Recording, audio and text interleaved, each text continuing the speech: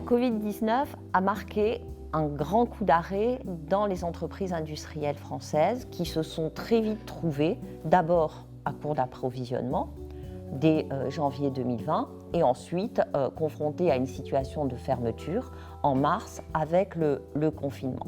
Donc nous avons tous vu les chiffres, une forte baisse de la production industrielle. Mais cette baisse n'est pas soudaine.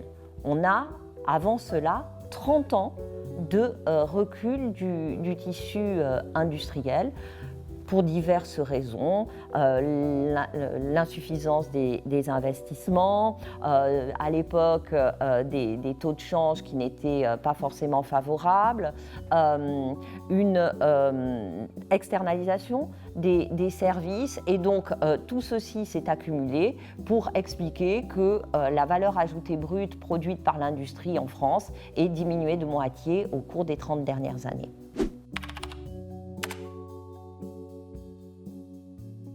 Le plan de relance, c'est 100 milliards d'euros sur 2 ans débloqués pour assurer la relance et la reprise de l'économie française.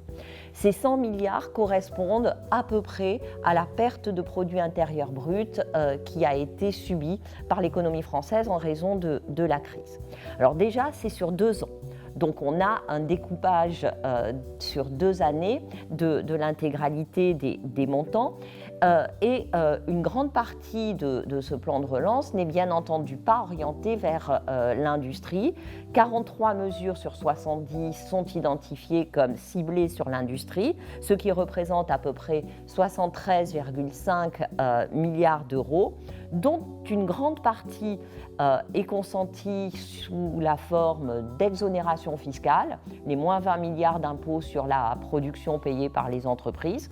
Une partie était déjà financée par le programme d'investissement d'avenir, et il reste donc à peu près 6,2 milliards d'euros qui vont véritablement être injectés dans l'industrie.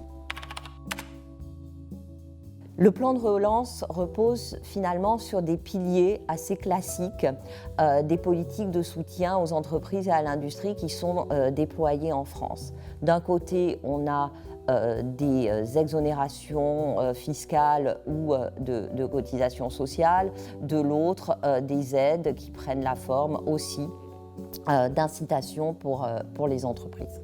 Or, ces politiques-là sont finalement fondées sur de la dépense fiscale et n'injectent pas des moyens supplémentaires massifs dans l'économie. Ce que l'on aurait pu imaginer, d'autant que la transition écologique et la transition numérique sont des objectifs qui sont fixés dans le programme de travail et qui sont souhaitables par rapport aux engagements internationaux de la France, c'est de transformer radicalement l'économie française en lui faisant enfin prendre ce tournant écologique. Et pour cela, on aurait pu envisager des investissements massifs dans les filières des énergies renouvelables et pas seulement dans le domaine de l'hydrogène. La reconstruction d'une filière photovoltaïque française, par exemple, aurait pu être financée sur le programme d'investissement. Même chose en matière de transport et mobilité.